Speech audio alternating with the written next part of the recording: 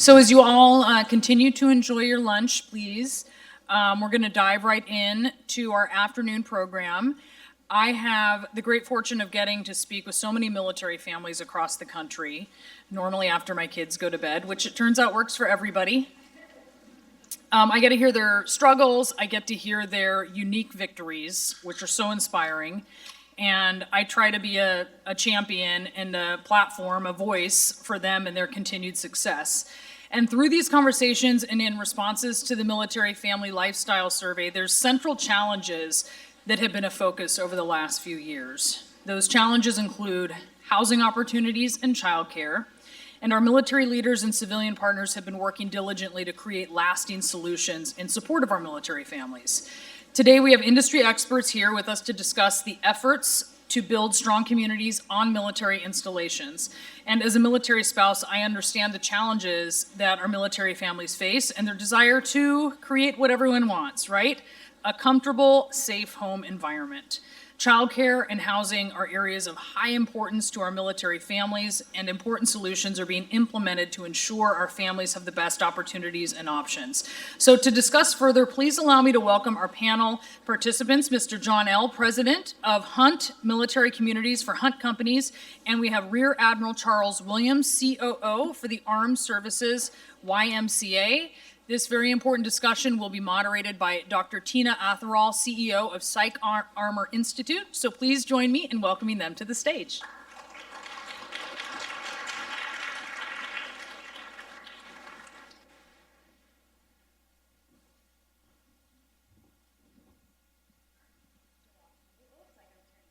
Yeah, that would help. Is everyone else on? We good? Hi, everyone. Well, I feel lucky that I'm your lunch date. Well, you are too. And I'm actually really thrilled, if you guys look at this, when I looked at the title, Operation Feel at Home, like what a better panel to help facilitate this conversation. So I'm really excited to be here with you, John and Charlie. And again, I think how many times has people referenced to look at the bios in the folder?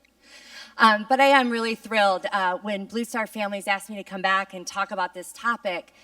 It's very near and dear to me, so I'm going to try very, very hard to facilitate and not like to dive into your conversation because I have a very direct story around this that I love as being a military family member, always living on installations and having 4 kids. So the work that you're both doing is near and dear, and I thank you. So let's get started. When we talk about challenges, obviously, when we talk about housing and childcare, as it was stated before, is one of the top challenges for military families. So let's dive right in and let's talk about some of those challenges that both of you see from your perspective, from the housing and from the childcare side, and what are some of those needs that you're seeing for our families and our communities. John, do you want to start? Yeah, I can. Okay, good. I can get started, and certainly you think by now I'd get pretty good at talking about this stuff over the last year with the scrutiny that housing has been under. But we're working really hard on making improvements, and I want to open by saying thanks for Blue Star, all you do. This survey and this meeting today has been really helpful. As an owner-operator of military communities, we need to know what's on our residents' mind. We need to understand what's important to our families who live with us, so that we can better serve them. I mean, we can't obviously solve all their concerns because not everything is in our purview. There are things outside of that, but we can also serve potentially as a conduit between the residents that we have and resources that they need. So it's helpful for us to know what's on their minds, and this is really, really terrific. So thanks to Blue Star for that. We've been pretty busy the last year in privatized housing, and we've been working very, very closely with the DoD, with the military services. We've been listening very carefully to all of our residents to find out how better to improve the program. So MHPI is the acronym for Military Housing Privatization Initiative. It's legislation that was put in place in 1996 that allowed the privatization of on-base family housing. And we're now 24 years into a program that has had years of success, but is probably not best positioned, as we've discovered as we've torn it all apart and looked at it over the last year, to continue that success for today into the future, now we're in the process of making changes, making improvements to make it the program it needs to be to serve our military families. And so Hunt's been working collaboratively with all the stakeholders to make those improvements. There are industry-wide reforms that are taking place right now through 2020. And then, in the last year, as a company, we've put a number of initiatives in place to better the living experience for our military families. One of the things that became very apparent to us about a year ago is that we've, as an industry, have looked at the success of the program on a macro level, right, including our resident satisfaction surveys. They were annual surveys where we got usually a 40 to 45% response rate on a 33,000 unit portfolio. So we're talking about, call that what, 13, 14,000 responses. But we discovered that there were voices being lost out there. There were families that weren't being heard. And so while we were getting scores that are in the very good category, it didn't mean that we were hitting all the residents. And that was important because every family counts. We can't lose one family. It's not acceptable. And so we want to get out and get back in touch with every one of those families. So we've put a lot of communications-focused initiatives in place. 24 years is a long time when you think of the technology that's happened in this country or in the world and how people interact and communicate with one another. Well, so we put an app in place, and so sort of like Admiral Lottie, apps don't solve all the problems, but it's an opportunity to improve.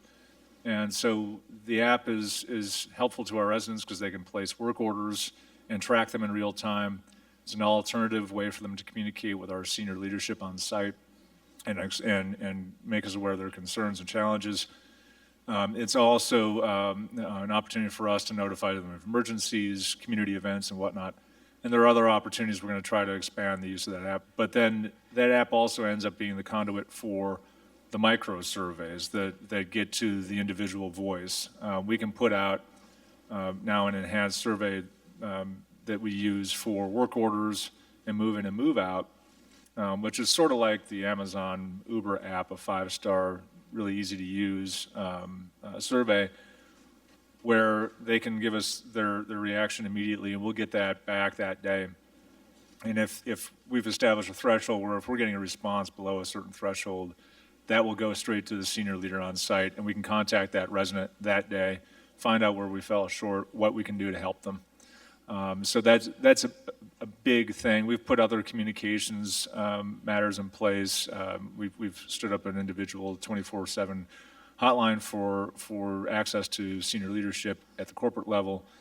We've got an on-site or an in-house social media coordinator so that we can track comments on social media that we can get back to sites so that the leadership on those sites can get in touch with that family and say, they find out how we can help them better.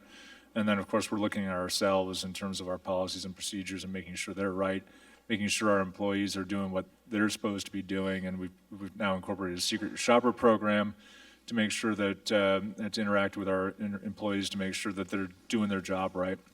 So we're taking on a lot to try to improve the resident experience. Yeah, so just real quick, I love how I'm always intrigued around utilizing technology for social good. So I think that that's a great example, as well as meeting your community where they're at. And so I'm always interested in the generational differences. And when we think about who's living in your community, they rely on that. So that's a great improvement to do that. So great, that's exciting to hear. Can community members connect via that app, or no? Is it strictly a one-way communication to you? We've got community Facebook pages and so forth, so that our residents can interact that way. We also now have reinstated the community advisory boards, which we used to have what was called a resident advisory board during the initial development periods of these programs. And when things were getting built, in pretty heavy pace early in the program, people were really interested in that. So we got a lot of volunteers for our resident advisory boards. That volunteership kind of dissipated as the construction stopped and we got into more of an operational mode. Therefore, they kind of suspended. But the community advisory boards are now being put back in place, and it's made up of volunteers from the community that live with us who can meet with our leadership every month and talk about things they're seeing in their neighborhoods or in their community, things that they'd like to see different, things that are going well. We do, I joke, we do accept positive feedback too. And so, and that's also an opportunity to include the commands in place, because then both Hunt and the command and the residents get a chance to have a forum together and make sure that we're zeroing in on the right places. Excellent. And I want to come back to a point on that, though, around also just, we're going to talk about building community within and how that can be used. And I'm just thinking about the skills of being a part of a community advisory board. That's your community. You need to serve in your community. So, okay, this is where I go off road. Charlie, it's your turn. Let's talk about childcare. Sure, thank you. Yeah. So first of all, I want to echo everybody else's thoughts, but definitely thank Blue Star Families, Kathy and the team for putting this event together and for the advocacy that you do throughout the year. This is not just a one-day event for you, I know. And seeing your staff throughout the year and how hard they're working at this process, it's always good to work with you, and I appreciate that. I also think that in terms of me talking about military childcare, I'm kind of preaching to the choir here, and it's a big choir. But I do want to share a couple thoughts from the Armed Services YMCA's perspective.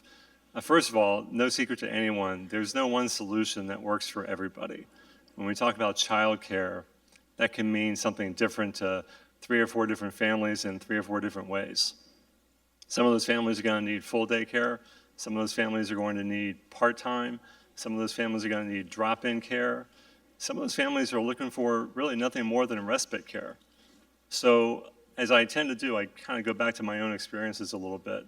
And I know one time when we were living on base overseas, and my twins were infants, and we were in a extremely foreign country for the first time ever, boy, my wife needed some respite care every now and then. And the opportunity to integrate into the community, tending towards our later discussion, and find out how to involve herself in the community and become part of that, the base establishment, but also blending into the community itself. So having that part day care available on a routine basis was very important to her. Then we come back to the States, and now she's a working spouse. And having a full day care available for her to be able to use for now 3 and 4-year-old twins, that was kind of important too.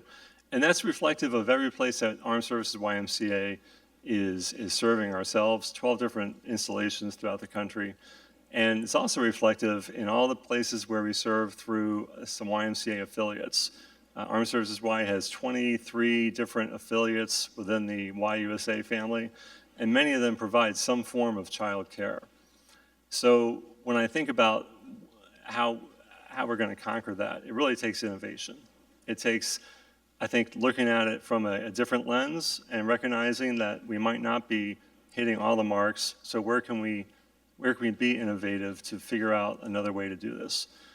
I think one of our best ways that Armed Services Y is done is by going into the military treatment facilities and finding a way to allow a military spouse to come to the hospital, drop off their kids with us, and go take care of their own medical needs, or perhaps the needs of another family member, without taking a small one with them to a clinic where, oh, by the way, everybody else is either sick or there to be seen for something.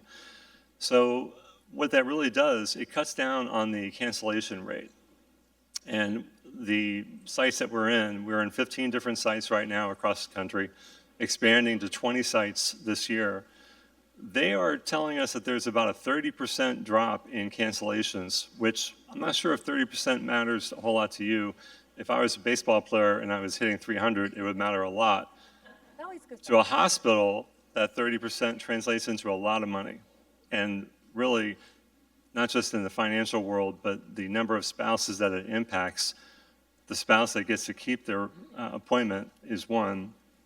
The spouse that would have used that canceled appointment but cannot now is another. And so really, again, just going back to innovation and figuring out different ways that we can provide that child care across the military. So in that particular instance, it was the challenge for military families where they didn't have, it wouldn't be respite, just the basic need of being able to go to a doctor's appointment. And again, stretching back to the other challenges, we're living in communities where we may not have family or that friend that we can rely on. And so being able to see that part of it. Yeah, I love your stretch to the other whys, because that was something that I wanted to bring in just on an experience. I had a cute story where my oldest daughter is now working for the Y in San Diego at the same Y that is with the Armed Forces YMCA, where she took swimming lessons as a baby. And we were able to do that because of the different family programs. So I think that when we think about what were some of the challenges that we had as a military family member at that time, some of it was financial, and that part was able to. Yeah, and that's a big part of it. Yeah. Everybody in here, I think, is aware when we're talking about childcare, we're talking about not only accessibility, and we're also talking about quality. And so for Armed Services Y, we're focused on, if we're on the installation itself, we're being inspected by the service. And if you think that sounds easy, talk to our executive director in Hawaii. She has one site that's being inspected by the Army, another site being inspected by the Navy, another site being inspected by the Marines. And I know, former Navy guy, I'd like to say they're all using the same inspection sheet, but surprisingly, no, they're not. Yeah. So the quality matters. If we're out in town, we're getting licensed, certainly. And Armed Services Y is now requiring all of our branches to be fully accredited, national accreditation. And that's a process that is not only time consuming, but also extremely expensive.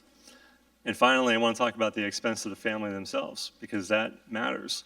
A lot of our families, I think, Kathy, if I remember right, we're talking about 70 to 75% of the families are living off the installation.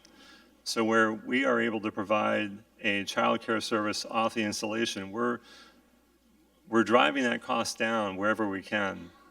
And we also, much like John and your group, I love the idea of the app and the survey that you're using. We do an annual child care survey of all of our members. And what they're telling us is that we're saving the average family about $3,000 a year in child care costs over what they would pay in town. Unfortunately, capacity is always an issue. And that's one that's extremely challenging. I heard Admiral Lottie earlier talking about the initiative being done by the Navy, and it's a fantastic idea to partner with other organizations. They're doing it in the Pacific Northwest.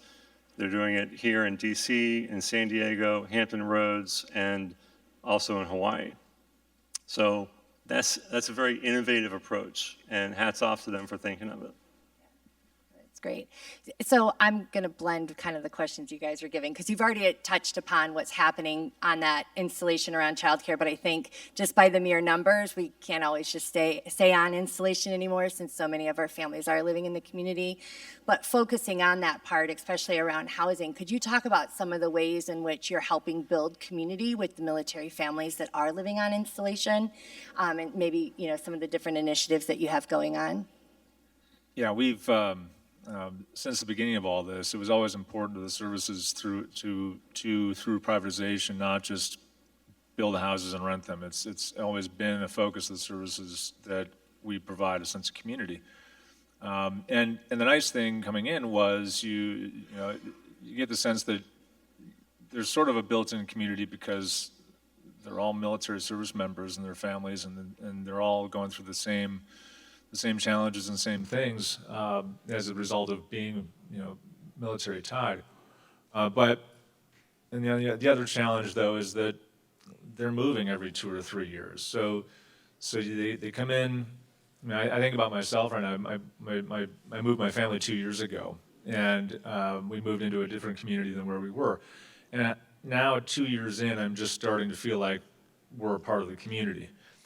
And I'm thinking about, what happens if I get a letter in May saying it's time to go? And you do it all over again. And that's what you sign up for in part of the military. So it is a challenge to establish a sense of community, even on base.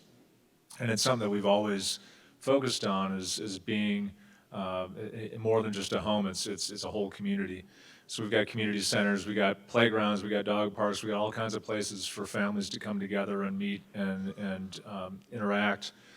We are always trying to be a part of that community and be a partner to our residents as well. So to enhance that, in the last year, we started something called the Hunt Heart Program, which we really target, military families that are somewhat unique in terms of they might be new to the community. They may be a family of a deployed spouse, maybe a family of a spouse that just returned from deployment, could be a family in crisis, could be in need of or having access to social services that they don't know where to go. And we become sort of a resource for them to come to and help them find the places to go. So I mentioned earlier, this being here today, we've already heard a couple of resources that we didn't know existed that now we're adding to our repertoire of ways to refer families to different resources that we otherwise didn't know about, which is really helpful. So, the Hunt Heart program is among the things we do, and I'm going to check my cheat sheet because there's a lot. We are a resource guide, and we do provide a resource guide for on-base and local communities resources. We can help navigate through local school systems a little bit. We've got our employees are sometimes their military service spouses. Sometimes they are local people who have kids in the school system themselves that can help guide them through their school systems. And then our deployed spouse program, we have expanded maintenance hours. So if we can do things like help a spouse hang a photo, hang a picture on the wall, take out a Christmas tree. We just came out of the holiday season. Little things like that where we can help where they may need the help with their spouse being deployed. And then we do also do some events surrounding support of the deployed service member. We like for Valentine's Day, we put together these care packages to send over to the deployed service member from the families. So those are some of the things that we do to really try to help make the community feel more like a community. And really, the better we know each other, the more we care about each other, the better we can help each other. That's great. I'm getting a flash already that it's question and answer time. And that is upsetting because we didn't get to some other examples. So I am going to toss it to questions and answers, but just one thing that I do want to say about that, and Charlie, we already know about the ways in innovation, is that I think when you look at the years of the Blue Star Family Surveys and some of the things that they've articulated as well is the example that can be set by some of this going out to our community. We didn't get to talk about the things that we can learn that we are doing within this system for our civilian community. And as for prepping on this, I shared with the survey team, it's very lonely being a veteran family member and a civilian. You start to realize how much of that community, and there's someone really special in this room I haven't seen in years, and it was as if we didn't miss a day because we were neighbors. And so I think that this community, despite the challenges, and we went right to the challenges, and we're hearing our families on those challenges, but I also think there's great examples that our civilian communities can learn from the systems that are in place from here. So I will toss it to questions and answers before the crew gets really upset with me. All right, we're probably only gonna be able to do one, so I see a gentleman in the way back who has raise your hand again by the camera.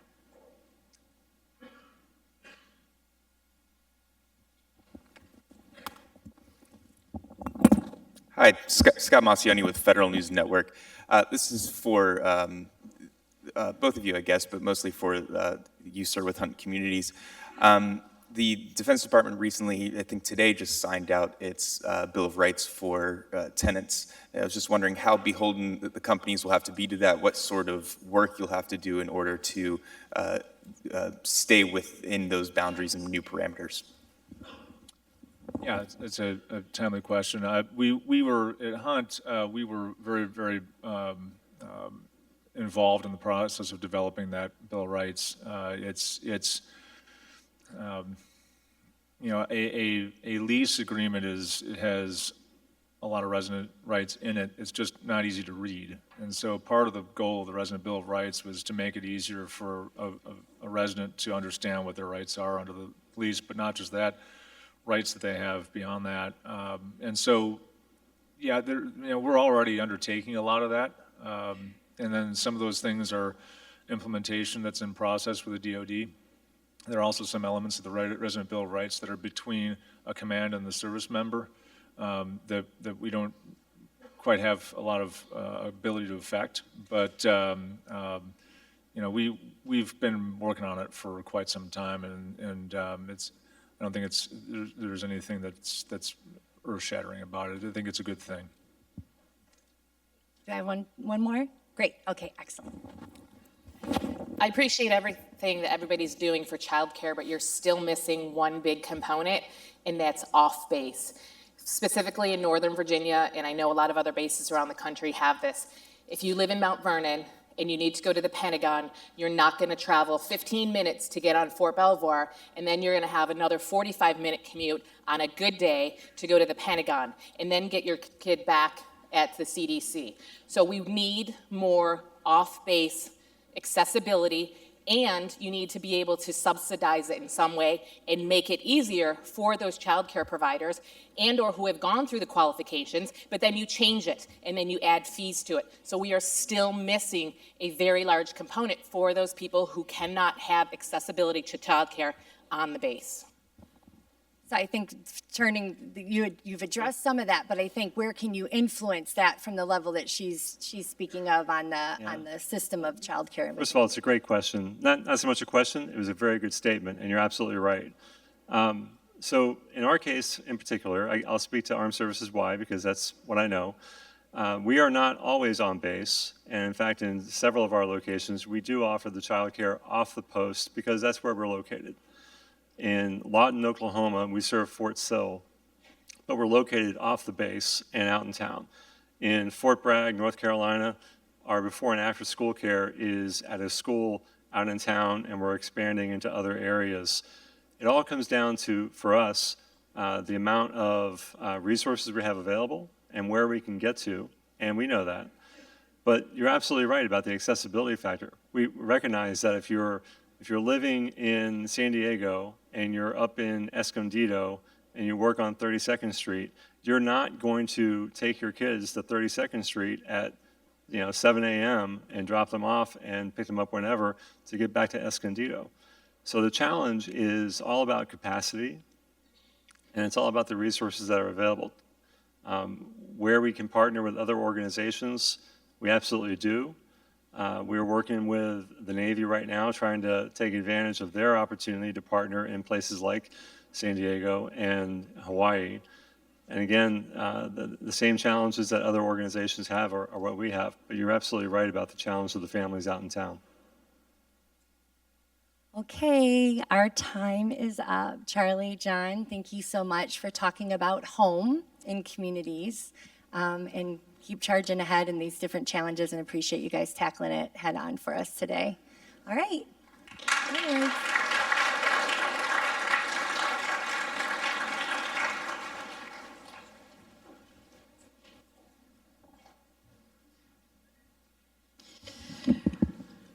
As a working military spouse myself, and also just having talked to a lot of military spouses, and they will always talk about employment issues because this is all wrapped up in a lot of the other challenges that they have. I'm really excited about our next panel. We know that all military families strive to be financially secure, and American military families are no different, no matter the journey. The 2019 Military Family Lifestyle Survey shows that 70% of millennial military family respondents felt two incomes were vital to their family's well-being. But as we all know, that's not what's always happening, right? Military spouses consistently report higher rates of unemployment and underemployment than their civilian counterparts. In fact, the military spouse unemployment rate in 2019 was 24%. And you can compare that to the national unemployment rate of just 3.7%. Each year, spouse unemployment and underemployment are major conversation topics that we are actively tackling. It is so important that we make sure all of our military spouses know what resources are available to them so that they can find meaningful employment should they choose that.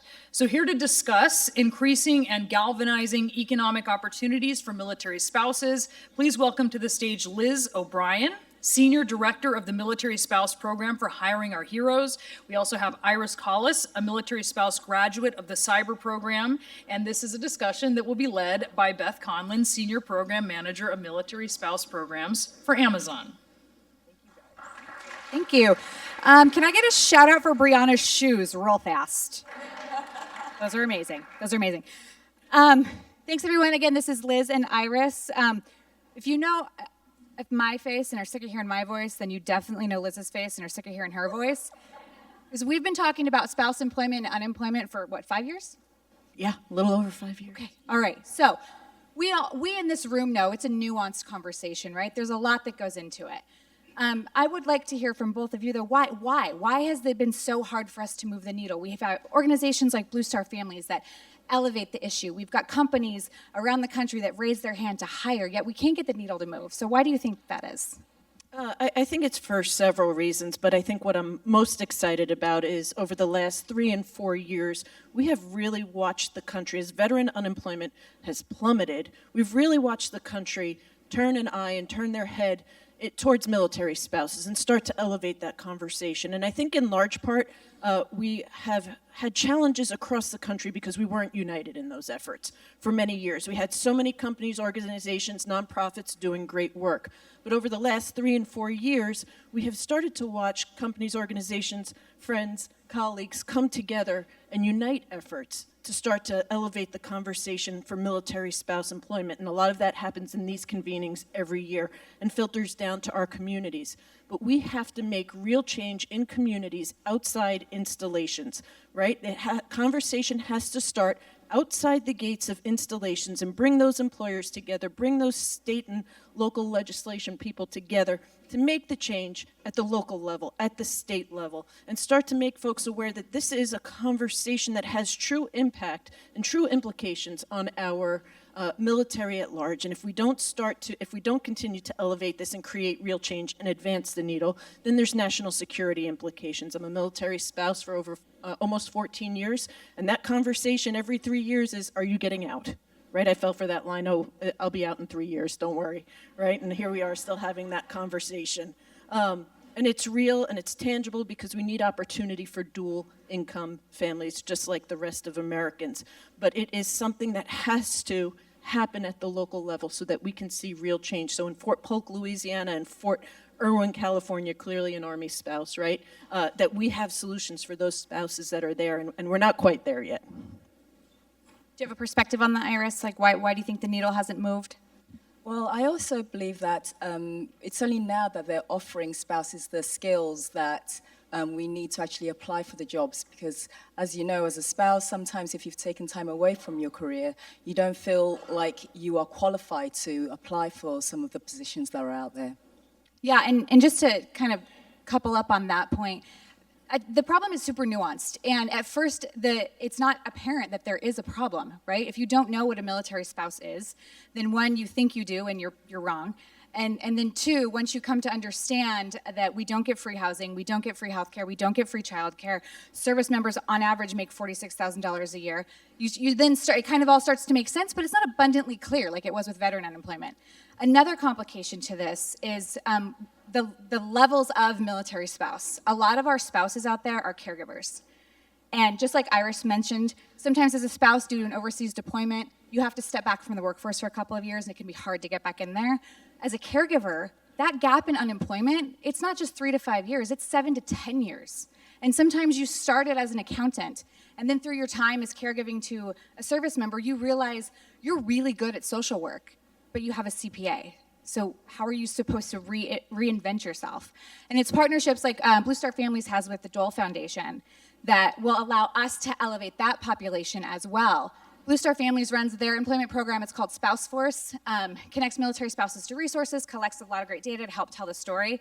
And we're going to start doing that same thing with caregivers, too, to help elevate that group as well. So thank you, Steve, and Dole Foundation for that.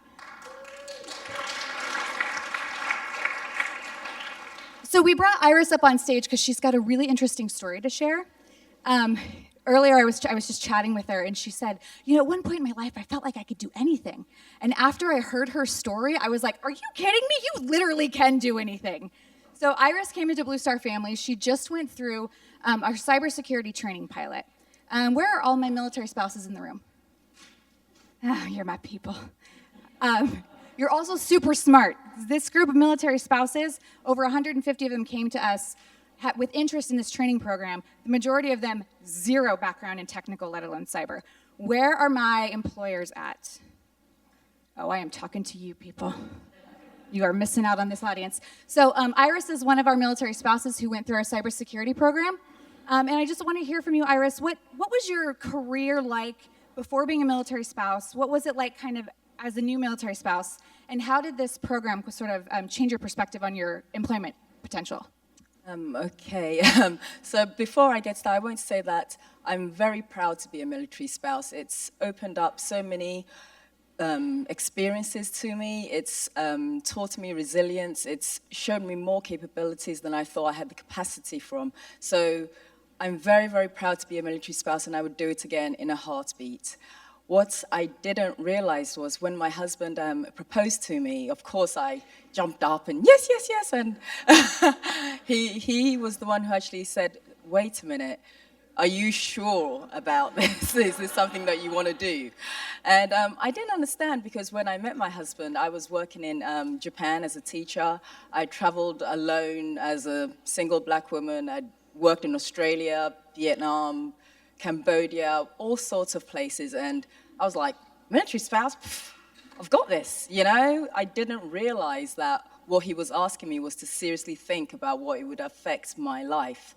I worked right up to a week before my son's birth, and then with the birth of my son, I moved away from teaching, and then at home, 2 months after my son was born, I opened up my own school because I was in a Japanese neighborhood, and I could see a need Employers, for, are you listening? Okay.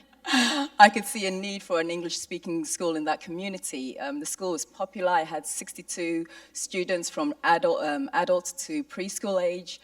And then my husband got orders, and it was an unaccompanied orders to Bahrain. I was like, easy, I've got this. I had my one son, and I was pregnant with my second child. As things progressed, it was harder for me to continue working. You know, I was like, okay, so I'll take a few years back and then I'll just go back to work when the children are a little bit older.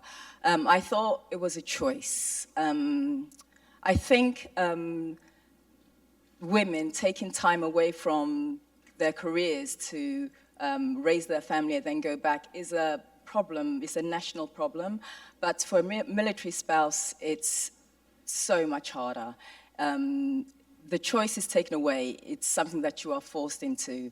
As a military spouse, I found that the experiences that I had, or the opportunities open to me, were volunteer opportunities, charitable opportunities, which were, of course, very important, and I'm proud of all the programs that I've been part of. But as you said, Beth, it would be nice to have two incomes in the house because things are expensive, especially when you have 4 children. So I took the time away, I helped raise my family, and then it was, as the children started moving into school, I started looking into a way to get my career going again. And I was having a very, very difficult time. I took a position as a preschool teacher, which I, of course, love, but it wasn't my first choice. It was something that I felt was the only opportunity open to me. After that, I actually got another job as an events program manager and media specialist, and it was through a friend. And to my surprise, I excelled at it. It was only a 3-month position, and it continued for nearly a year and 3 months because they wanted to keep me on. The company ran out of funds for my position and had to let me go. But now I had this over a year experience working out in the professional world. I was like, surely I'll be able to get a job now and carry on the career path I choose. As it was, sending your resume out blind with that 10-year gap, I didn't get any calls back, let's just say. What brought you to the Blue Star Family cyber program? Well, a friend told me about VirtForce, which was about military spouses trying to find at-home jobs. And through that, I came through to Blue Star Family, and they put me with the With You, With Me program, which was trying to teach new skills for military spouses. And I wasn't sure I was going to be okay at it, but it turned out that I was really enjoying it, and I actually graduated from the program. So she's being modest. So when we started the cyber program, they were going to focus on sort of 2 areas of cyber. There's 4 that they specialize in. She tested like off the charts, and so they were like, well, shit, we'll just put her in the really hard class. So she graduated through one of their most technical programs. Having been a teacher and a program manager, she's now, gone through cybersecurity training, and she's just one example of the diversity that military spouses bring to the workforce, not just by their background in education, but by their skill sets and their willingness to try and do more. So now that you're done with training, how are you feeling about employment opportunities? I'm feeling more opportunities can open up, and I'm actually on another course learning RPA, and I'm hoping that it will lead into something where I can feel fulfillment and where I can feel like I'm not losing my sense of identity, which is the case when you're a military spouse and you see your spouse rise and you're so proud of them. But then you're like, well, where's my story? And it feels like there's not as much. Agreed. All the employers in the room, Iris is sitting at table 8. We would like to talk to her. So a lot of the talk and a lot of the noise around how do we solve this problem comes around, it goes back to legislation, right? Everybody says, well, let's make some laws and let's do this, let's do that. And there have been some things that have been successful, and there's been some things that should be successful. So Liz, what do you think around the legislation piece? What should be successful and what has been successful? Oh, I think a lot, and you know that. When we start dissecting this problem, right, we often oversimplify it, but at the end of the day, we are a population that is 92% female, and that speaks to so many issues and challenges that women have at large across America. When you wrap in childcare, when you wrap in return to work, right, these are conversations that I have with my college teammates as well who are not military spouses, and then you wrap in the additional challenges of oftentimes being forced out of the workforce. And so we look to legislation over and over again to change paths and outcomes for us. We're 10 times more likely to move over state lines. And somewhere in the midst of this, someone decided if I'm a florist in Louisiana and I move to New York, I'm going to forget how to assemble floral arrangements, right? It's bizarre and it's crazy to me.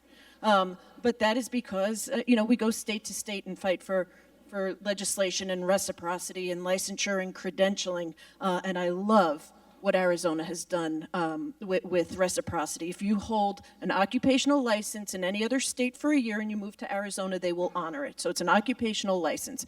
And so that allows me to immediately get into the workforce. I don't necessarily have to, which I love that we can now leverage $500 and $1,000 worth of reimbursement from our services, but that adds time into me going back into the workforce. So when we have the opportunity to embrace reciprocity and states to honor that, I'm going back into the workforce more quickly because I'm going to move in 2 or 3 years, and I don't have 4, 5, 6 months to waste doing that. I love what the Air Force has come out with in tying BRAC. Army, you're being called out. So I love what they have done with tying BRAC to where they are around education and around spouse employment and licensure and credentialing. You want to see licensing and credentialing move quickly? Tell a community, tell a state that you're going to remove millions and billions of dollars from their local economies and take an installation out of there. And I can guarantee you legislation for licensure and credentialing will move that much more quickly. If we leverage our power of money and economy, not only through our services, but if our partners, right? If our private partners like that we work with over and over again. If Capital One goes to somebody in Virginia and says, I need this done because I have military spouses I want to put into the workforce. If USAA says that in Arizona and San Antonio, right? These are all powers of economy that make change more quickly. I have never seen change happen more quickly than when you take money off the table. Louder for the people in the back, my friends. Yes. I want to add on to that, too, that it was like Monday. Monday, DSLO and DOD came out with a kind of an interactive ranking map. So you can see what states are doing more visually around military spouse licensure. And again, it's tied directly to BRAC. So I'm allowed to call it the Army because I'm an Army spouse. but Air Force is leading but from the front here, guys, which I kind of have a problem with. But that's a fantastic example that I think all of the other services can lean on to get real, true, effective change. So I just want to go one quick question for the two of them, and then I want to turn it over to the group and see if there's any Q&A. If a hiring manager needed to know one thing, and I know it's hard to say one because we're kind of amazing. If a hiring manager should know one thing about why they need to hire a military spouse, Iris, what would you say that is? You have no idea the resource that you're overlooking. They are capable, they are loyal, and they are fast learners because they've had to be. Liz, what would you say? One, right? broaden your definition of a military spouse, right? Over and over I'm asked, well, how do I know they're a military spouse? Who is going to ever fake being a military spouse during an interview? Should I ask them for an ID card? No, you should not ask them for an ID card, because for us at Hiring Our Heroes, we have a lot of flexibility in that definition, right? We're not confined by federal restraints. For us, a military spouse is anybody, current partner or past partner, who has had their career impacted by a service member's commitment to this country. I don't ever want to eliminate a veteran spouse, a divorced spouse, a Gold Star family spouse from accessing services to put military spouses to work. So when possible, broaden your definition. And the other thing I would say is, do not eliminate me from a conversation based on what a marriage certificate may say, and do not eliminate me because I have not worn the cloth of this nation. I am in awe of the people that do, but our military spouses are powerful. When you choose to eliminate us from the conversation to compete for jobs, you're eliminating Kathy Roth Duquet from a conversation who sat around a table with Laura Schmiegel and launched Blue Star Families that has defied the odds of nonprofit, right? They are sustained and they are exploding.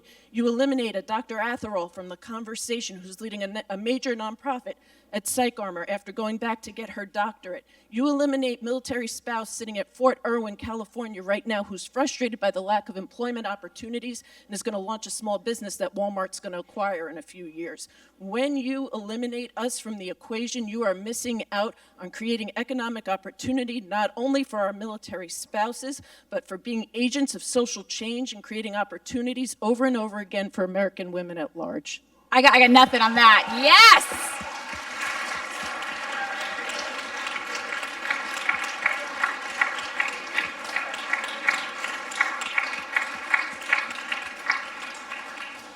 So if anybody dare follow up on that, we are happy to take questions, opinions, thoughts, stories, anecdotes, solutions. She's accepting job applications. Who's Alan's hiring? Any questions from anyone? Yes, Harriet. Thank you very much for the impassioned discussion. Liz, or one of you, will you talk about the broader perspective that you've shared, Liz, how the military spouse situation is representative of women and the nation at large, and the equality discussion there, please?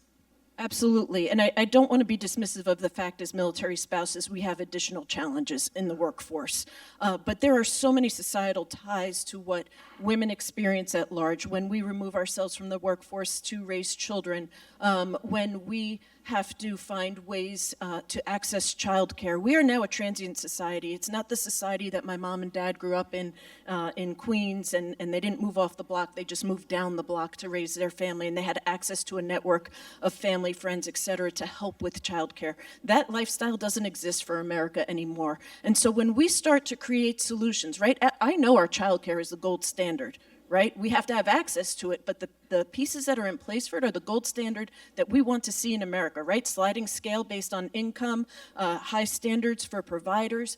And these are challenges that American women have at large. And when we have the barriers for reentry in terms of licensing and credentialing, we lose those people that need to return to the workforce. So when you look at childcare, when you look at return to work programs that are so powerful that we watch major companies lead over and over again. I think about our Military Spouse Fellowship Program, where USA is helping us lead that charge. We put spouses in, and Booz Allen Hamilton in with companies for 6 weeks. No longer are you going to look at my resume, right? And I'm going to go to work for you for 6 weeks, and then you're going to know the power of a military spouse. Those are things that we can scale for underserved and chronically unemployed populations across the country. So we are creating programming that can then impact American women at large. And if you think about the military spouse population, to that point, we are literally your perfect test case. If you want to test a work rehabilitation program, if you want to see the impacts of having one person work in 3 lines of business in your organization, open that up to military spouses. Let that talent pool be your proof of concept to then open it up to the larger workforce. The people on this stage and the military spouses in this room can literally help you innovate the workforce. So don't discount that when you're looking how to make a global impact in your organization. Start with the spouse population. If anything, we are willing to participate. Anything else? All right, thank you everyone so much, appreciate it.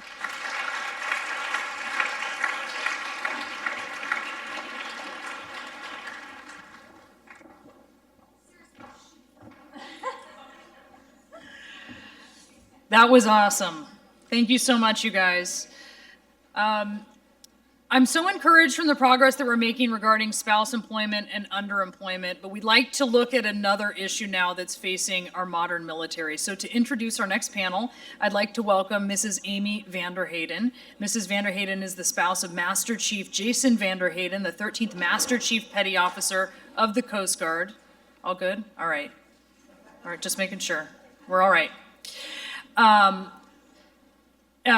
She represents the Coast Guard as one of the ombudsmen at large, traveling and meeting with Coast Guard families to learn about the opportunities and challenges for family members. Mrs. Vanderheyden is a Coast Guard veteran as well and mom of 2, both of whom now serve in the Coast Guard. She's no stranger to the challenges of military life. She's been married for 27 years, PCS'd 14 times, and throughout that time has held numerous positions.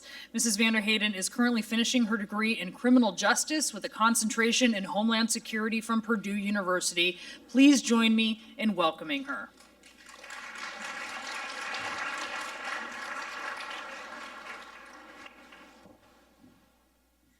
Good afternoon, everyone. I want to extend a great thanks to Blue Star Families.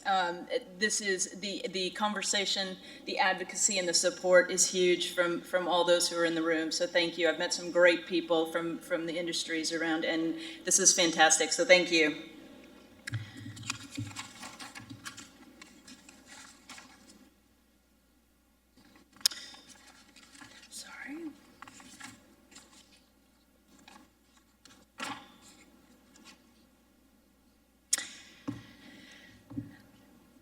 Thanks to the research like the Military Family Lifestyle Survey, we know that our military community is diverse and the experiences of our female service members greatly differs from their male counterparts. As a former Coast Guardsman myself, I can attest to those differences and the challenges associated with them. As a veteran, I can also attest to the difficulties of the transition to civilian life. Today, we'd like to specifically discuss that transition experience. The research shows that 54% of female veterans were not prepared to navigate the transition resources in their local community, compared to 35% of male veterans.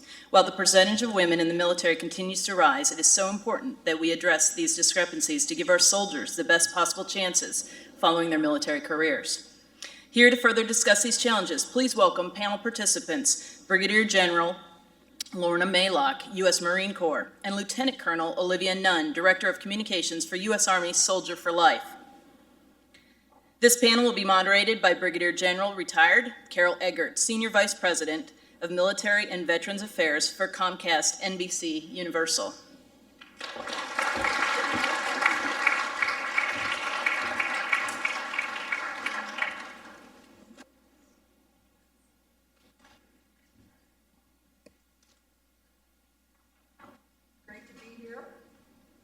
Thanks so much for having us. I think these really are important issues, and I want to thank Kathy for involving the private sector.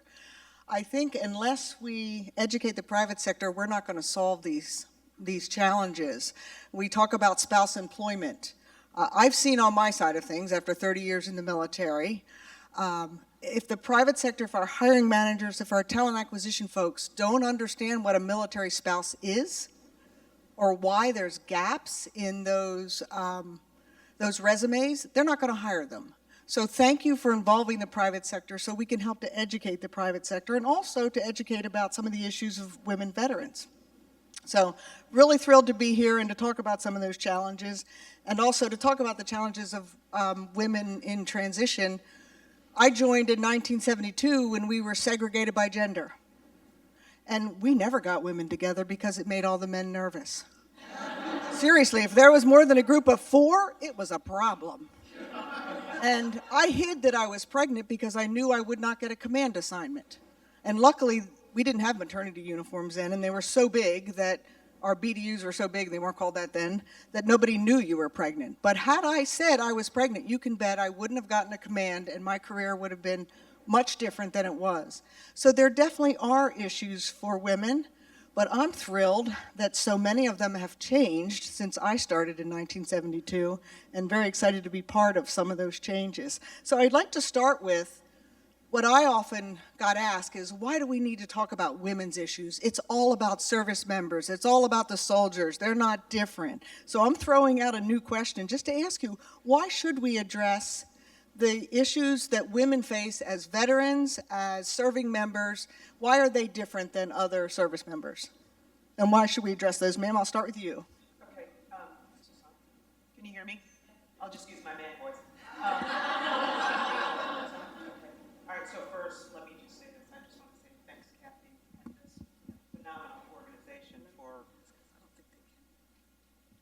this phenomenal organization for all the work that you have done on behalf of military spouses and families.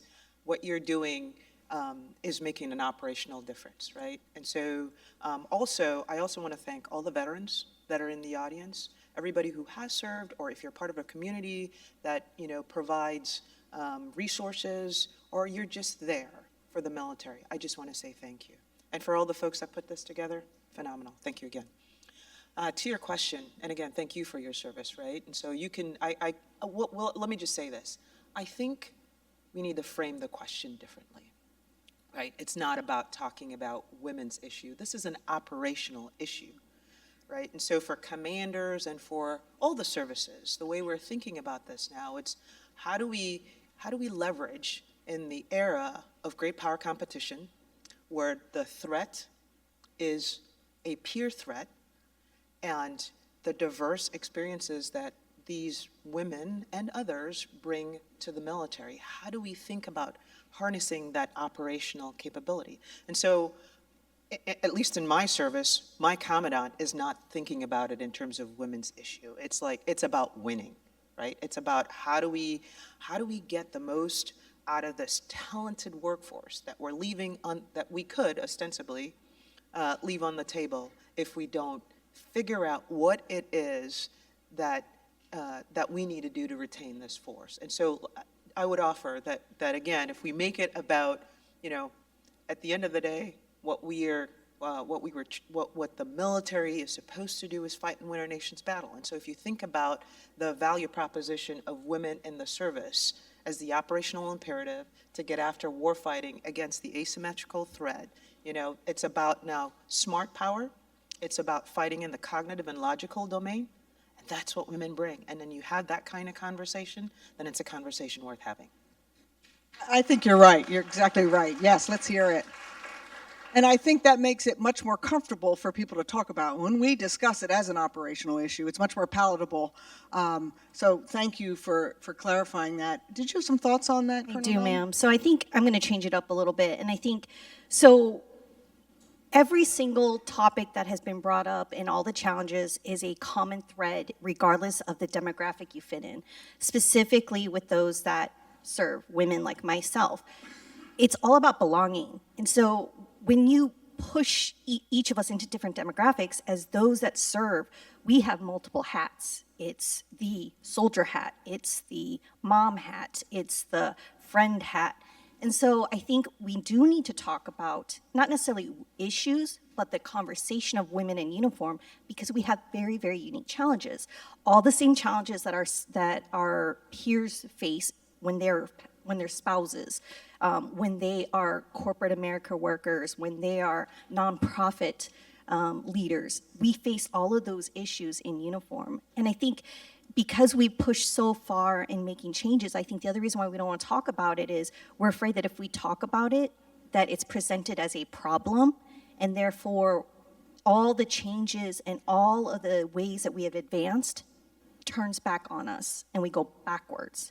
But I think it's important that we have this conversation because we are a little bit isolated. There isn't very many women that serve, and I think we do need to talk about it, if anything, to bring an awareness and to bring women together so that we can face the challenges together.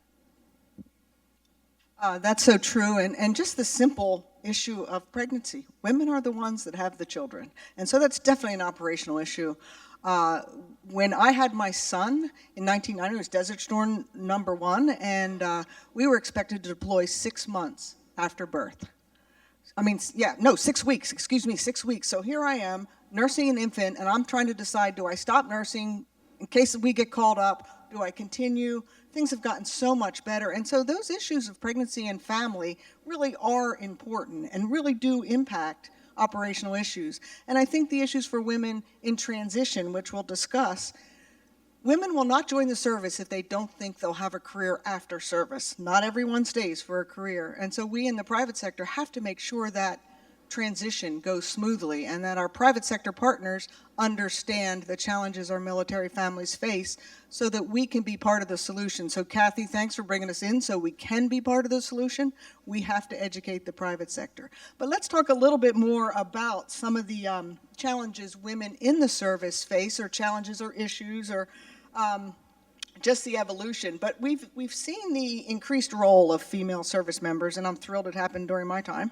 And as such, there is an increased need to understand those experiences that our female service members have, and so that our military leadership and our community, and as I said, our private sector, can better support those needs. So what are your thoughts on, based on your experience, of what are some of those challenges, and what do you think some of the bigger issues are, and how do we work to support our military, our female military members, as everyone here in the room, our different roles, how do we support our women service members? I'll start with you, General. So, I mean, from my perspective, again, based on my own experience, there are just great opportunities right now for women across the services, right? There are no barriers, right, in terms of the law, if you will. Across the services, as I articulated earlier, all the commanders, all the chiefs, the service chiefs, are coming to the recognition that the percentage of women that are graduating from college is more than men, right? And so in the next fight, we need to be able to harness that talent. And so the biggest challenge for us then is, how do we ensure that our culture and the artifacts of the organization support women staying? Because our biggest challenge for the Marine Corps, and we're getting better, so we are now at almost 9% women in the military. I mean, since I came in, that's like a sea change, right? So how do we then, the little things in the environment, right, that will, to your story about being pregnant, so 6 years ago, I was where you were, right? Which is, I have a 6-year-old now, and, it's like, hey, do you want anybody to know you're pregnant?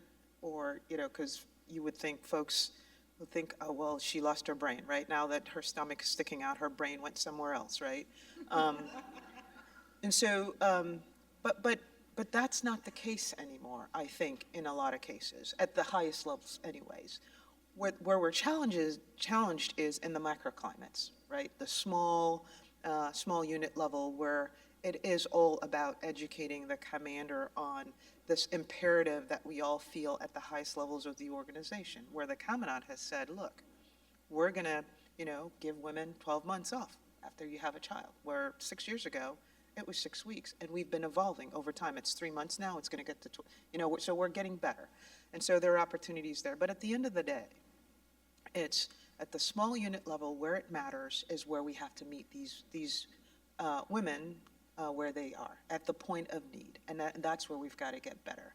And so, again, getting that commander to understand that the operational imperative is when that Marine is, or say it soldier, sailor, airman is pregnant now, it's a small investment over a career where you let that person go and then you get them back at the end of the day and the organization is better. And so that's the biggest challenge, I think.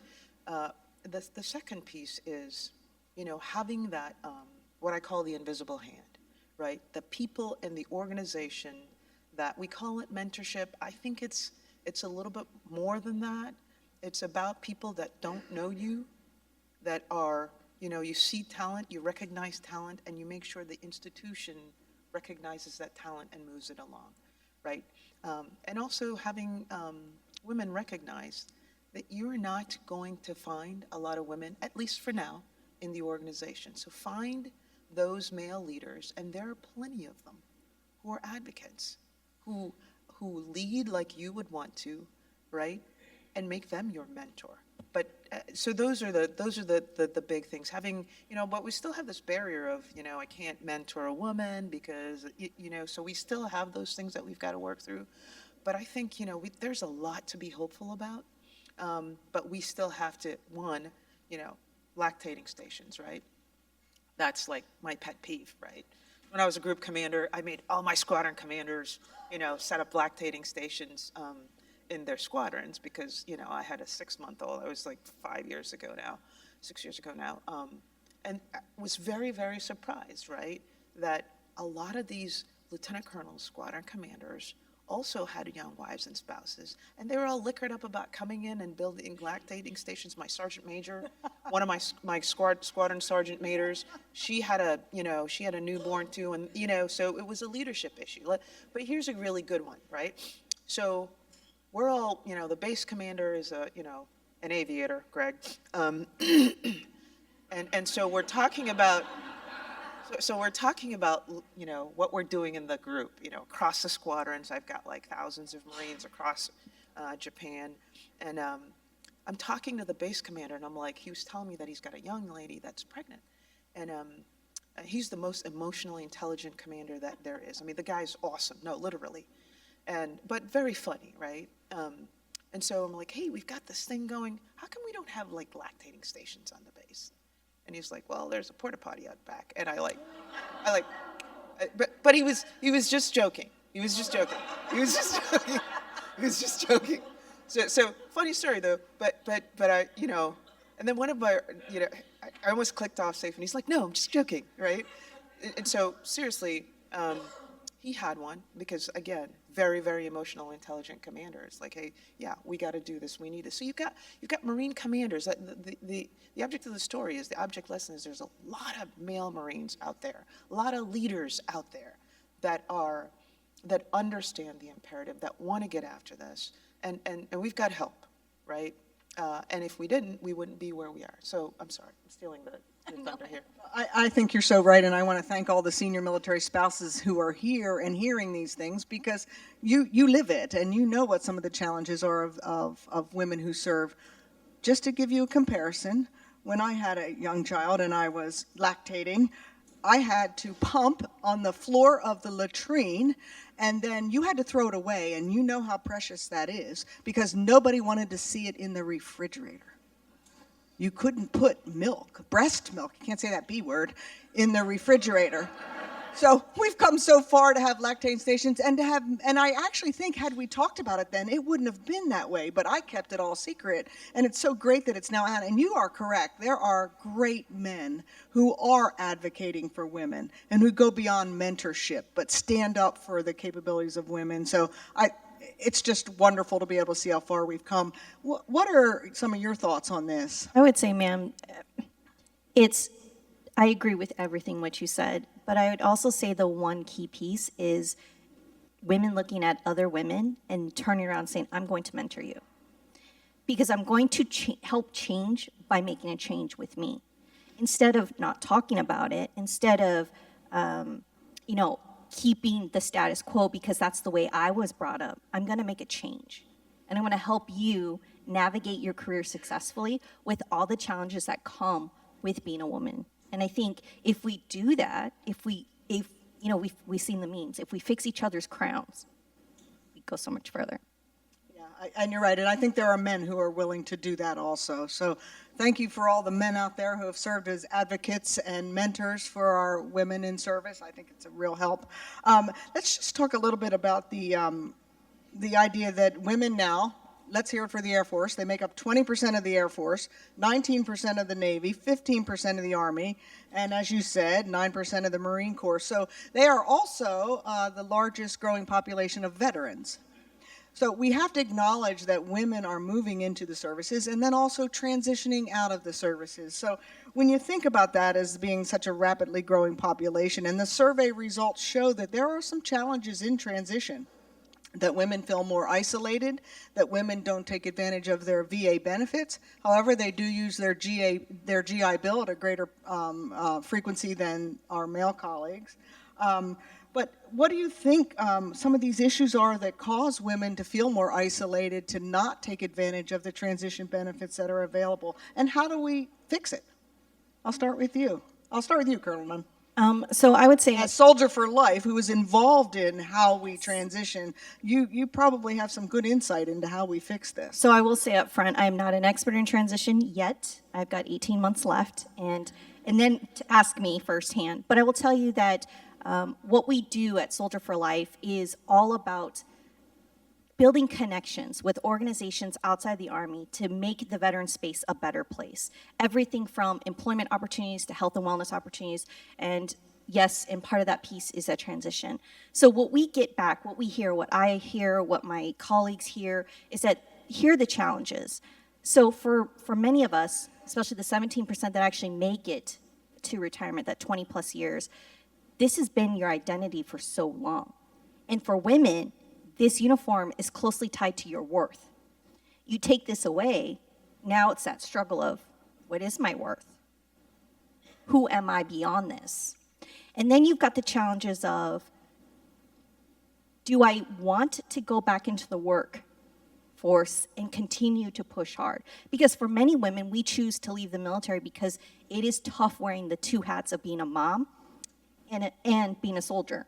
So when you're asked to do both things, it doesn't necessarily get easier if instead of being a uniform, it's corporate America. So you're giving up a part of yourself in that piece. And is that what you want to continue to do because you want to spend time? And I think the other part is, what I hear back from my single friends, those that transition before the retirement stage, it's and when they aren't married and they are single, because we make up less than 1% of the population of America, when those women are going out and dating, having to divulge the fact that they're in the military, it's intimidating to men. They're like, whoa, you're just, I can't, right? You're just too tough. You're just whatever that they believe in. So it makes the whole dating cycle harder. And so a lot of times they just don't share. And then it's the whole, I think, the education piece, right? I guarantee you, if I ask this question, how many women veterans have parked in a veteran parking spot and was told that you didn't belong there? Or you had to give an ID, when you're flying, right? And they say, hey, active duty military, show your ID and you can come to the front. How many times have you told, hey, young lady, go to the back? It's not for you. So I think it's all of those pieces plus the education and awareness that veterans don't look like men only. They look like this, like her, like you, like Robin. And so I think those are all the complexity that goes around the whole transition piece, on top of what all other service members experience through transition. It is a tough place to be. You're giving up a huge part of yourself. It's the unknown. It's not the whole PCS cycle. You're changing direction, and it may not be in the same career set that you were taught in the military. And definitely not, and I think that's one of the challenges with the private sector is you think someone's going to come out and do exactly what they did. Or one of the myths in the private sector is that everybody wants to go into security. Security or logistics. But at least logistics makes a little bit of sense. But understanding what you do in the military, it's such a challenge. And I'm so thrilled that there's private sector partners here who get it. But think of all those businesses who aren't here. The 80% of veterans are employed by small to medium businesses, but it's always us here. It's USAA, it's Walmart, it's Booz Allen. We're all kindred spirits, but what are we going to do to get our small businesses educated? We started something with Psych Armor, which is an employer school, so that businesses can get no-cost content on how to build military-friendly programs. Who's helping them? So that's why we did it, is to let's educate our private sector. There is a live civilian military divide, and so I'll tell all the spouses out there, make sure you tell your story, because people don't understand who you are and what your challenges are, and if you don't speak up, they'll never know. So that's my little piece on transition, but let me get your thoughts on that. So from my perspective, no matter who you are, transitioning isn't easy, right? I just got very fortuitous this weekend. I got a 3-page tome from Commander Barrett, who just retired from the Marine Corps. I'm sorry, for the Navy.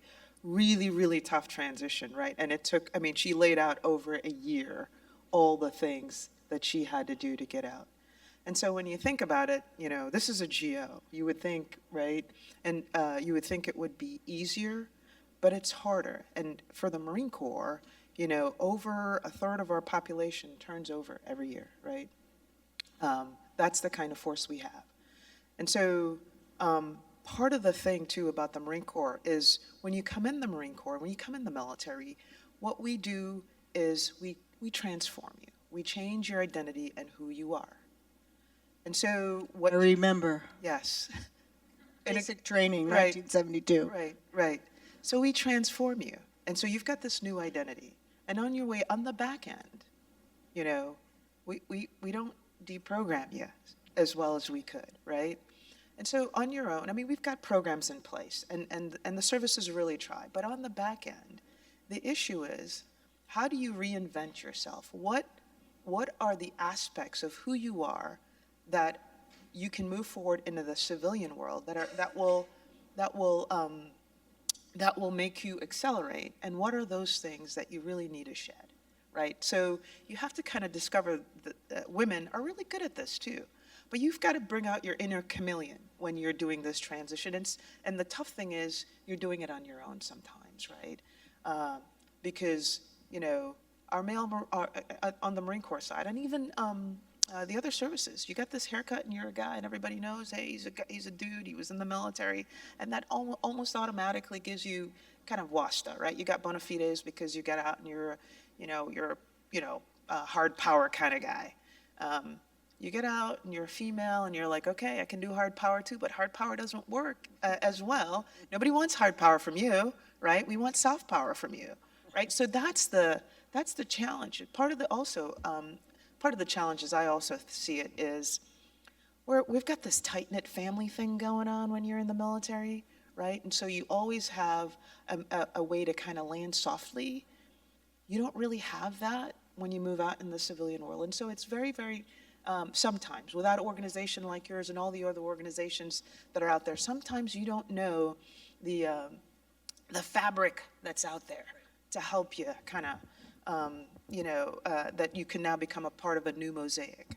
And so I think that's also part of the challenge for veterans, Yes. is that you don't know all the resources that are out there.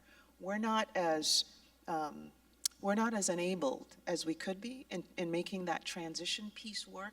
And frankly, we're strong women. We're type A. We can do this, right? You're like, you spend the whole career being, that strong thing in the service, and then getting out, it's like, wow, I don't know how to do this. You are so right. There are very specific challenges as you come out there. One of the myths is people say veteran as if there is one type of veteran. There's the first termer that's coming out. It was the first job they had. There's the person who's retiring after 20 years. There's somebody like me. Generals, it's a really tough job to get a job as a general or a senior military leader. Because you don't know what you do. You're just general. You don't do anything. They don't even get what you do exactly. Do anything. So one thing we can all do is stop just saying veterans and dumping them all in one pot, because it's all so different, but we have to educate. But we got time for a couple questions here. Come on, give us some hardball. We actually all get public affairs training, so we can take the hardball questions. How you doing? Good afternoon. Thanks for sharing your thoughts and your comments, and Semper Fi, ma'am. My question is referring to more the recruitment of more women into the military. I just came off a national commission that is looking at the question of whether women should be required to register for the draft.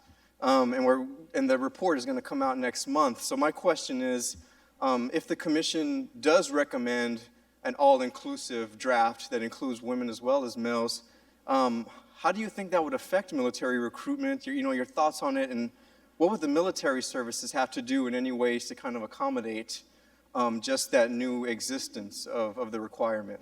So I know it's kind of a bit off subject, but I'd love to hear your thoughts on it. Ma'am, you did ask for the hard question, and good thing I'm a public affairs by trade. So I'd say regardless of what the policy is, right, because I'm a great trained PAO, we will follow whatever guidance is pushed out. At the end of the day, it doesn't matter, right? It doesn't matter. At the end of the day, we're all about the military and its core values. Whatever the rules are on top of that, that's for politicians and senior leaders to decide. We just follow through, because at the end of the day, our job is about defending and supporting this nation. Certainly, we're not going to venture an opinion. Even though I'm retired, I'm not going to put an opinion out there. But I really think women should register for the draft. Your thoughts, ma'am? I'm really interested in what you recommended. What was the recommendation? But okay. But I think you're spot on, right? At the end of the day, we execute orders, right? And so whatever the policy is, whatever the law is, we're going to abide by the law. Absolutely. I think that's going to have to be our last question. Thank you so much, and thank you to our great panelists. I just have to make one plug. All right, we have one plug up here. So we mentioned in our conversation about knowing the resources, and if you or your family members don't know anything about U.S. Army Soldier for Life, you should. We constantly push out information about resources like Blue Star Families and everything else. So if you don't know about us, learn more about us, and listen to our podcast series. Comes out every Sunday. Great. Thank you so much, everyone.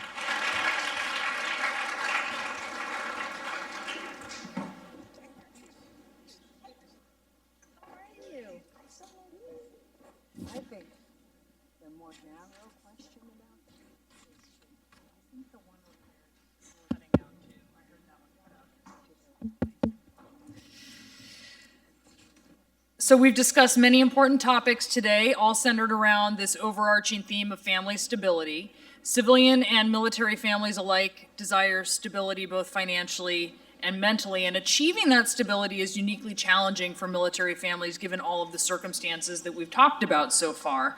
The frequent moves, deployments, spouse unemployment, spouse underemployment, lack of access to childcare, lack of connection and understanding within the civilian communities in which they live, among other issues. So what can we do?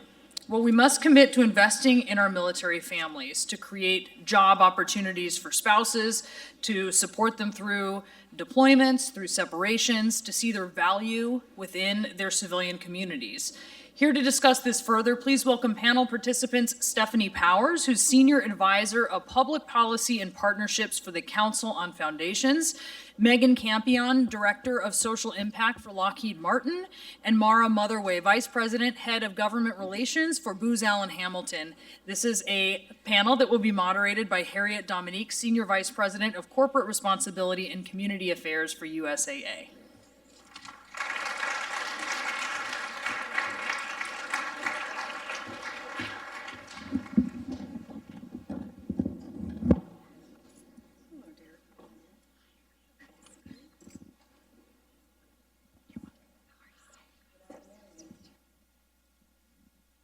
Good afternoon. So I really did think that Kathy liked me and the panelists, but when I saw that we are the very last panel before happy hour, dinner, or the late meeting, I'm questioning, Kathy, what did we do? So the last panel of the day, and I think the benefit of being last is that you get to learn so much from the other speakers and borrow some of the things that you heard earlier, but you also get to maybe have the almost last and final thank you for Kathy and Blue Star Families. And we had the start of the day, we had an example from Calvin and Hobbes, And so my thing that I've said to Kathy so many times, and this is one of my favorite holiday movies, it's a Wonderful Life. And so Kathy, in the Wonderful Life, I'm sure everybody's seen that movie. We have the two lives, you know, with or without George Bailey. And Kathy, we just think that our world is so much better for military families because of you and Blue Star families. So thank you, Kathy. Thank you so much. And so as we were preparing as a panel, we were thinking about the literal meaning behind the closing panel, Why It All Matters, Working Together for a Stronger America. And through the day, we heard so many individuals talk about the education, the lack of understanding. At the start of the day, we heard from Mrs. Milley, and in her remarks, she talks about our communities having limited understanding about military families. And in fact, that's reinforced by this year's survey results that indicates only 4% of the survey respondents felt that the general population understands and appreciates them as military families. We also heard General Eagert talk about the fact that we have to educate the private sector, and I believe that also extends to educating our communities. And then lastly, this education, Liz O'Brien, as she was talking about, she said that the education only leads to action if we can help people understand the benefit, the dollars and cents. And so with that being the backdrop, education, the lack of understanding, and the fact that our military families are assets for America, I'm asking our panelists to, you have to read about them. I'm not going to talk about the panelists. Now the new rule is you read about them. But let's start here on the education, and from all of your perspectives and your leadership role, what does it mean for military families to actually be national assets? And could provide clarity, because the words do matter. We are the choir, people don't understand. So what does that mean? Military families as national assets. And whoever wants to start, please. I'll start. So after spending a career in the military, I think a lot about that as both a military spouse and a veteran. And then I think about the company that I work for now, for which about 35% of our 27,000 person workforce are veterans. And so when I think in terms of the national asset, it really comes down to dollars and cents. It's about employment. It's about giving people the opportunity to participate in the workforce. You know, our unemployment as a nation is hovering between 2% and 3%. Military spouses, 25%. And that's the 25% that are seeking jobs. It's higher than that. For those who are not entering the workforce, and they may have a variety of reasons for why they're not. But that's unusual. And so when I think about that, it's about what are the skills that can be delivered, the value that can be delivered into the economy to drive the engine for American growth. And military spouses are key to that. They come with a wide range of skill sets, and we have to do better to try to drive that unemployment statistic down. And not only because it's important to drive the unemployment statistic down, but as a nation, while our unemployment is low, we are suffering from the inability to fill jobs in certain key technical areas and certain key future growth areas such as cyber and data science and artificial intelligence, for which those are portable skill sets and transportable skill sets. You don't need to be in a certain geographic location to be able to do data analytics. You just need to have the access to the systems to do it. And so we really need to be pushing more towards that. And that's what I think about. I think getting them into the workforce for employment. Thank you. Thank you. When I think about military families as a national asset, I think about the family ecosystem. So whether you're a dependent or you're the active service member or the spouse or you're transitioning out, everyone is very adaptable. They have unbelievable grit and perseverance. And those are some skills that you're not going to learn in a school or classroom environment. Those are really skills that you learn firsthand, and how you can build relationships and collaborate, because in many cases, you're constantly changing the community that you're living in.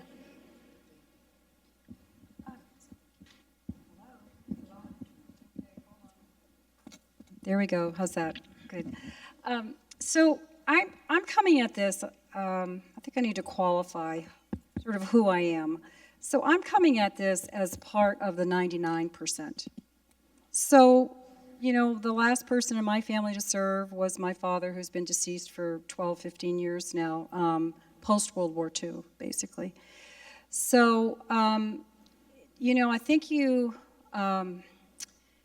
we all need to be aware that when you get outside of the military community itself, when you get outside the geography of a military community, like a San Diego, for instance, which I have spent a little time in doing veterans philanthropy work, military families are not top of mind. I think you have to kind of come to grips with that reality. Military communities, from my observation and experience in the last few years, they know generally that family members are assets of that community. They work in those communities. They may volunteer in those communities. They shop in those communities, which is very important, and they may engage in other aspects of civic life that really reflects a strong military presence in those communities. But when you put the pins on the map across the country, those pins are a small number compared to the non-military communities in the United States. So, you know, I think it's important to understand that many families in this country struggle on a daily basis. And as I looked through the survey results and the snapshot too, and I looked at the percentages, I was struck by how I thought, you know, if we went to, you know, a small rural church in someplace, you know, in rural Illinois that doesn't have a military presence, we probably see very similar kinds of things. People feel isolated. They feel detached from economic opportunities. So it's, I think, in order to grapple with this kind of assets, family members as assets, we really have to understand how it gets placed in the larger context. I really did have to learn, even myself, when I first kind of got involved with veterans philanthropy, which is really what I represent, the philanthropic sector, along with Harriet. I just don't think that people who are not surrounded by things military in their daily lives or having members that have served have enough information or the opportunities of firsthand experience to even gain a cursory knowledge of how important families are to supporting their service member in their call to duty to the nation. I will say honestly that was kind of an aha moment for me. Kathy has been a lot of that little angel on my shoulder, reminding me about those kinds of things, and how all of that gets then translated and broadcast to Americans across the country requires real collaborative messaging in communities. So it does help if there's national leadership, if members of Congress and the president and the staff of the White House and mayors are all delivering that message about military families as assets. You have a greater chance of Americans beginning to listen to that. So thank you for that perspective from each one of you. And the reason that I wanted to start there, just a little bit about me and USAA, and I think a few people that are here today might know of USAA, but I'll just give you a little bit of history, maybe a little bit. And so in 845 days, USAA will celebrate our 100th anniversary. And thank you, very exciting, very exciting. And I've been a part of USAA for 31 years, and we know that USAA is made for the military community. That's how we started, that's what we've done for 100 years, and that's what we will continue to do. So, as a 31-year employee, when I started having this accountability, and I started on the phones, moved into this role 7 years ago, I start engaging with folks that are accountable for corporate philanthropy. And I'm waiting for the discussion about military families and military philanthropy, and it did not happen. And what I learned, and this is exactly what you're saying, only 5% of corporations in the nation today, 5% per surveys, make military philanthropy a priority. So this conversation and the words mattering and educating on national assets, though it's very basic to this audience, we have to be deliberate and purposeful in educating. And Kathy, that's what you're doing for us. So we've talked about national assets and what that actually means. I'm going to go on and start with Mara and Megan. Would you please just give us some examples of what you've done to capitalize on military families? And can you talk about both your successes, but something also that we never talk about? And I'm going to use the F word. You guys get ready. Can you talk about your failures? Because we never talk about failures, please. We call them challenges. Opportunities. SWOT analysis. So, you know, I'm fortunate to be with Booz Allen Hamilton, and I've been there almost 4 years, and I'm fortunate to have a real partner in how we navigate and that the military family and the overall military and veteran ecosystem in Laura Schmiegel, who does just an amazing job for our firm in this regard. And so there are a couple of things that we do that we focused on. And one is, again, it's about military spouse employment. We were the first corporate partner for the Hiring Our Heroes Military Spouse Fellowship, and we're really thrilled about that. We saw this opportunity and jumped on it, and are just so pleased with the interest and the support that there has been for it. But what we need more of is we need more companies who are interested in driving and doing that. And so I think as a first corporate partner, it's important for us to be there to be able to say that, but where we can improve is we can improve through using our own internal networks more, not just relying on a few select people within our firm to drive that word and to just drive it out across all of our teammates, and begin to have an industry conversation around that and encourage more industry partners to engage. So that's an area, though, that we're very proud of. The other thing that we're really proud of is we recently worked with MOA on legislation that would enable government contract employees, military spouses, to keep their jobs and move and be transportable with their jobs. So it can be written into the contract to allow them to do that.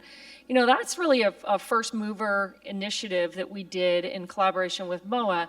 And what's interesting to me, since the majority of my role involves Capitol Hill, is we have begun to use that to spur a broader conversation about the future of workforce. And what does the future workforce mean for our government and for our defense and aerospace industry that we are part of?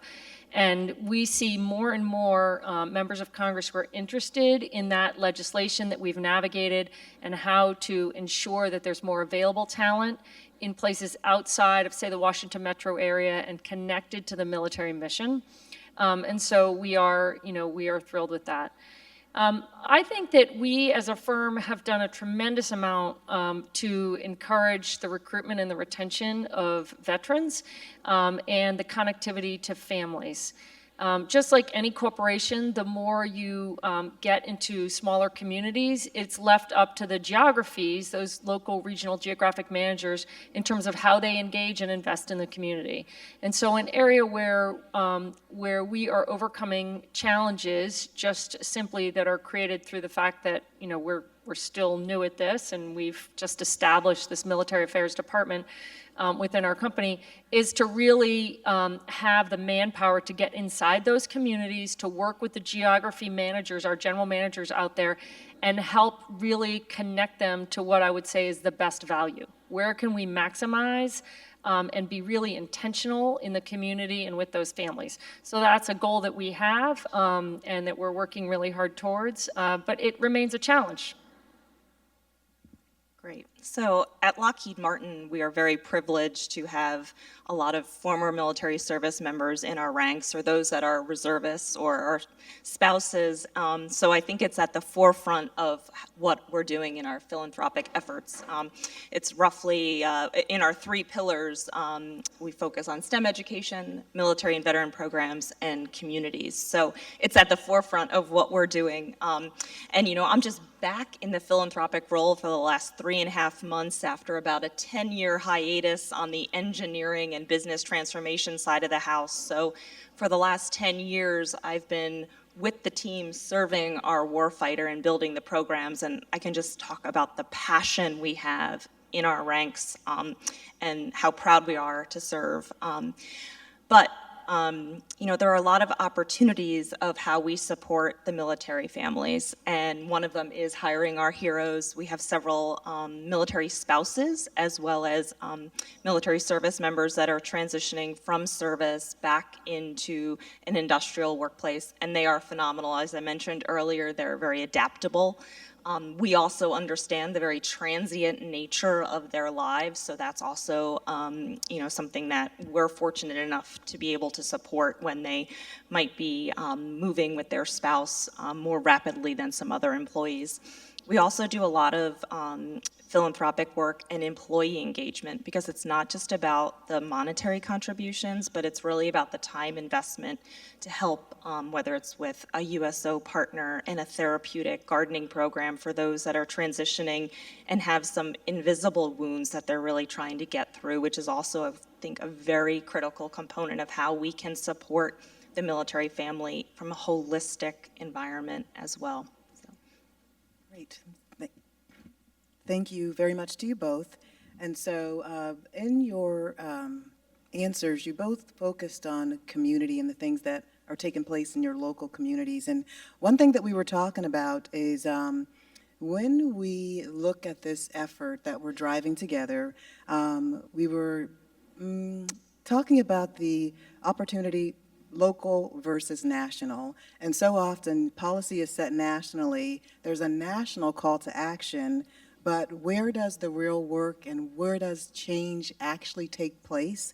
So we've asked Stephanie to talk a little bit about the tension, but also the complementary nature of integrating military families locally and nationally. What does that really mean?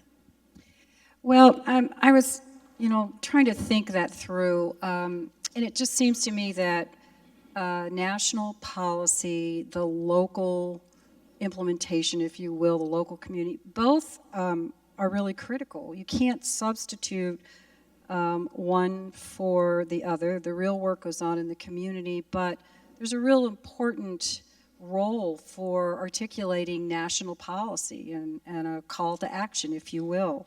National policy drives action. It just does. It's true at the local level. I mean, national, federal policies drive a lot of what happens in affordable housing across the United States and communities. It's really important that the national policy, I think, is the right policy.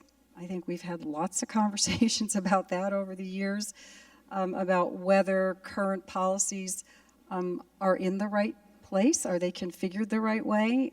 Are the investments being done in the right way?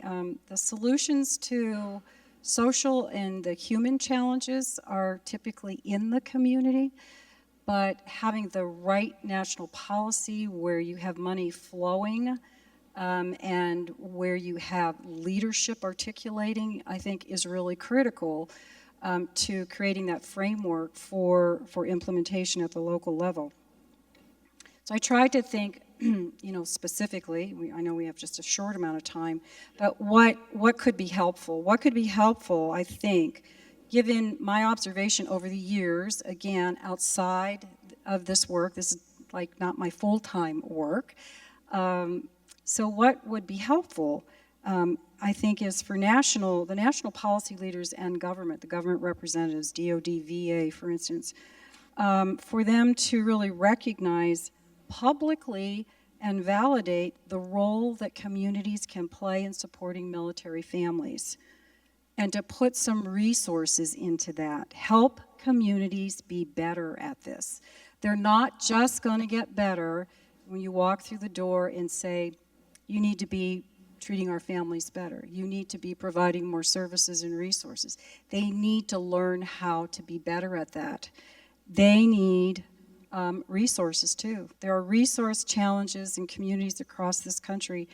Affordable and available childcare is not just a problem for people in the military It is a problem for every working family in this country.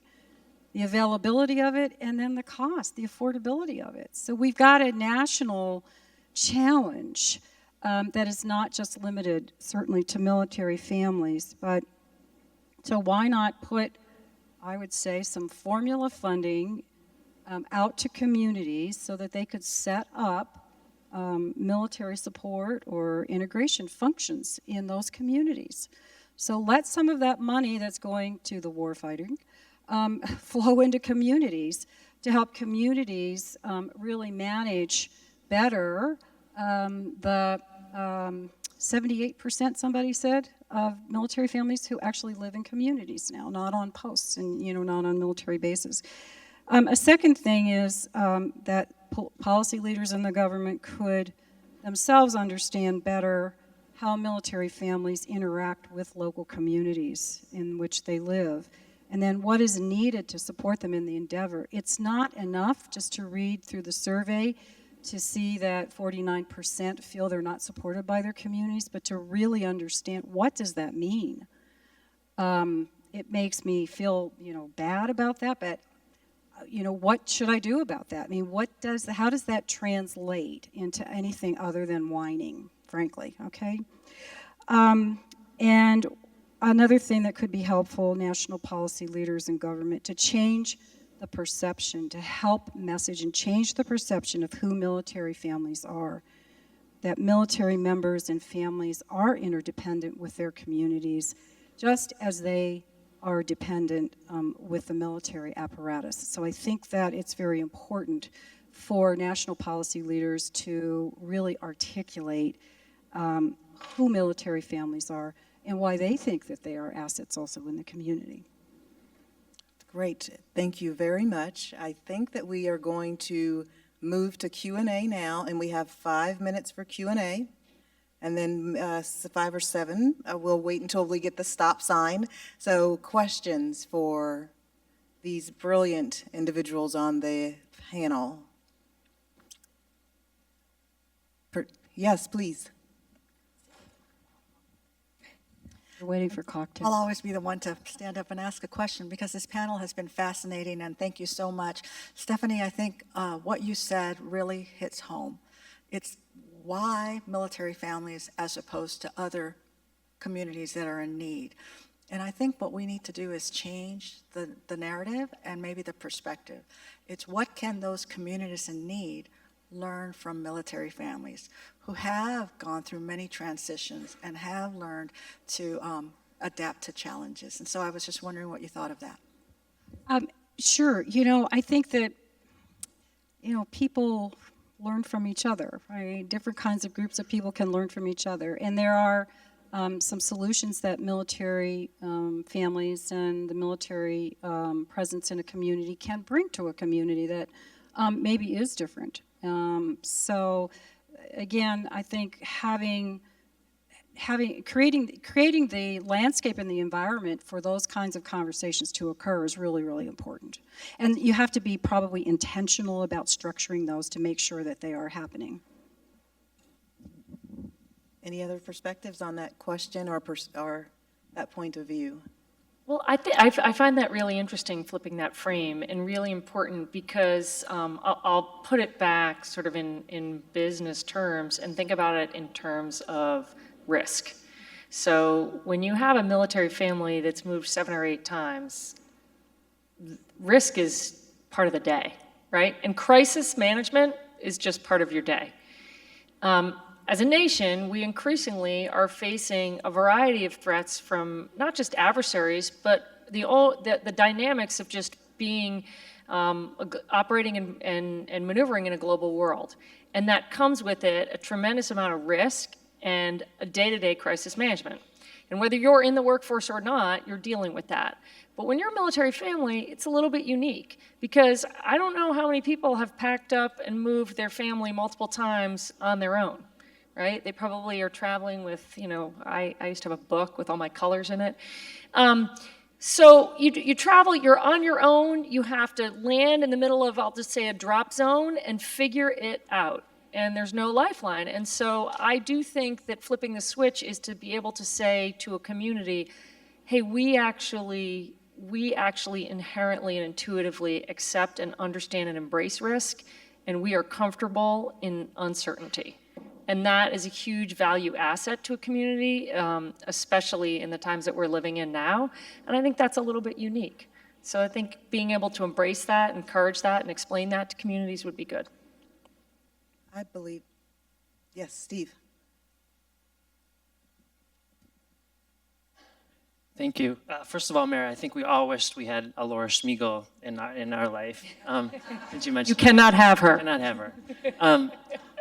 Harry, you're an evangelist on the topic that you brought up earlier about how few companies are committed to the MilVet space, and we have 3 model companies represented on the stage today. What can we be doing, those of us in this room, nonprofits like the Dole Foundation, Kathy at Blue Star Families, and others who want to appeal and engage a wider segment of the corporate audience across America?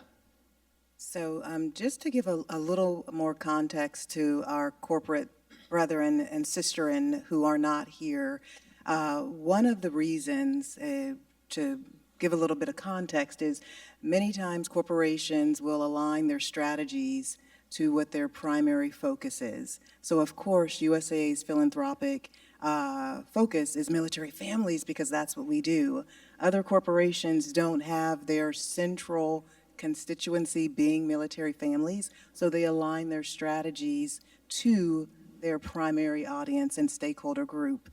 What I think that we can do, and we are already doing great work with Kathy, we don't leave Kathy alone, and you're in Elizabeth Dole Foundation, but we've put together a corporate playbook to help other corporations that maybe don't understand military families, just give some basic guidance that if your primary focus is education, STEM, or the arts, or whatever, you can align that to military families by being purposeful and deliberate and ensuring that military families do receive or are benefactors of the work that you're doing. That's one thing that we've been purposeful about. And then the other thing is, and Stephanie said this, and my team member Greg Fry, who's here, helps me think in a different perspective.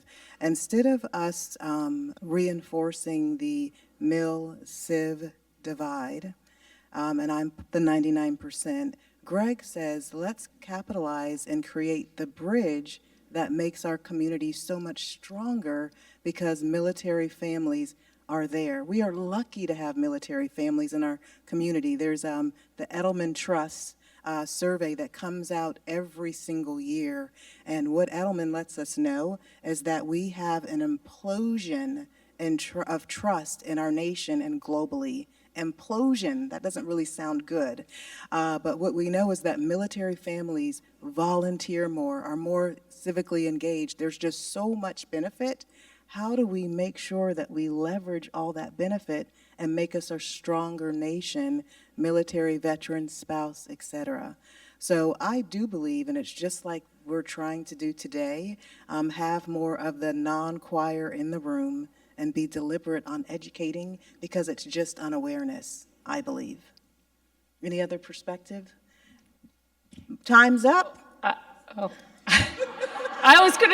I'll just say that if you can incorporate military families and the importance of military service somehow into a diversity and inclusion agenda within a corporation, for which every corporation has a diversity and inclusion agenda, and begin to think about diversity and inclusion more holistically, and instead of beyond little block lines that they're in, and we do think about that in our company that way, and that is one way to begin to drive it into the mainstream.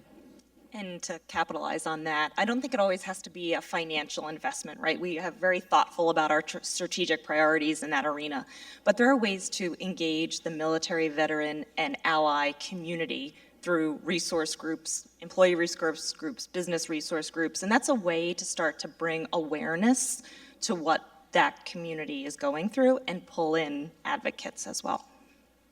Thank you very much for the opportunity. Kathy, thank you so much for bringing us together. God bless you guys and have a great afternoon.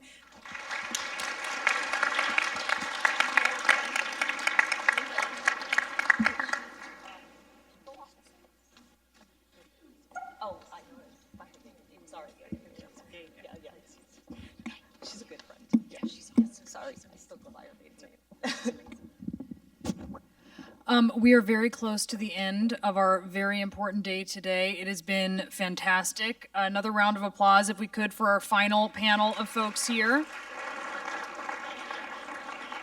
And to close out this event and discuss the way forward, please welcome back Blue Star Family CEO Kathy Roth-Duquet and Blue Star Family's Advisory Board Chair Sheila Casey to reflect on this wonderful day of discussion and collaboration that we've had.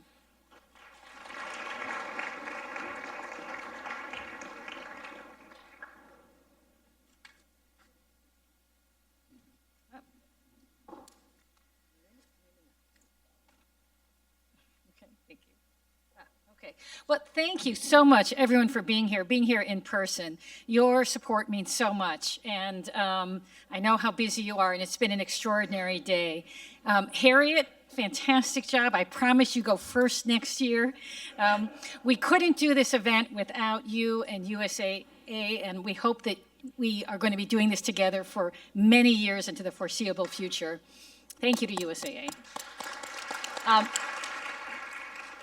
Everyone is so kind in recognizing me, but I have to say I'm the littlest part of this. I am the little kid holding the balloons, and all of the helium are taking me up in the air. And the biggest part of that is our amazing applied research team. Hisako, if you're here, please stand up. And Jessica and Jennifer Akins.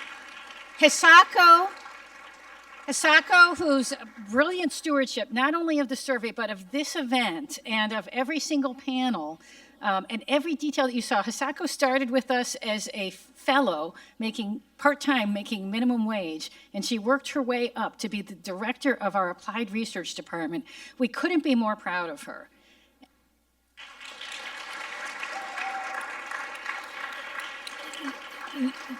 This is an example of the underutilized talent that is out there in our community, and it's happened again and again. We're so proud of Tina Atherall, who went on to become CEO of Psych Armor, and of course, Laura Schmiegel, who so many people have recommended, had a job at one point folding clothes, outside of Fort Drum, and that's the kind of thing that our brilliant folks in our community find themselves doing. So we need to recognize that talent. We are always working to improve our events. Please take the survey that we will be sending out so that you can help us do better next year. I want to thank the American Red Cross for allowing us to be in this place, this beautiful, beautiful place again. And let me just make sure I'm not. And finally, one more time, let me please recommend our supporting sponsors. None of this is possible without USAA, Lockheed Martin, Craig Newmark, CSX, Hunt, Optum Serves, AARP, BAE Systems, Booz Allen Hamilton, Northrop Grumman, Walmart, Air Force and Army Exchange Services, Comcast Universal, and Boeing. It takes a big village. This is a lot of it. And our media partners, Military Times, Task and Purpose, The Hill, by getting this out to our community across the country, where they're really helping amplify this event. And of course, IVMF, who does such fantastic work. Thank you. And Sheila, our board chair.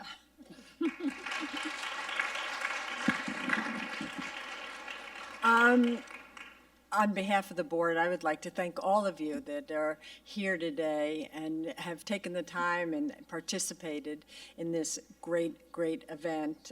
We're all here today because we care about military families, and we want to support them by addressing all of their challenges. And we're fortunate to have the data and the research provided by this survey to support our efforts. It's really amazing when I look back to the first survey and where that has taken us and where we are today, and how every single year the participation increases, the issues that come up, some of them that come up over and over again, but they are constantly used and relied upon by the Department of Defense, by members of Congress, and in the community to make the changes in policy that we really need in supporting our modern military families. And if you haven't been told 16 times already today, you can download the survey results I don't know if it's up there, but you can download them at bluestarfam.org/survey. And remember, this is just an ongoing effort that, this never stops. And believe it or not, the 2020 survey will be fielded this spring. So, it's really important because your participation in and the amplification of the survey is important, so we see all the incredible responses that we are getting, which then lends the credibility to the data and garners the attention for both top military and civilian leadership. So I look forward to seeing how we can work together to make positive, necessary changes for military families, and how we continue to bridge this military-civilian divide to create stronger communities for a stronger America. Thank you. Thanks. And then just one last shout out to our amazing national events team, to Megan Wheaton-Scott and Sheila, the rest of the team, our leadership team, Denise Hollywood and Nolene Tillman, and our Blue Star ambassador, Brianna Keeler, who did an amazing job today. Her column is already out on Homefront, CNN Homefront, CNN.com/Homefront. Pull it up, share it, post it. Thank you all, and we look forward to collaborating with you in the future to making a difference. Thank you.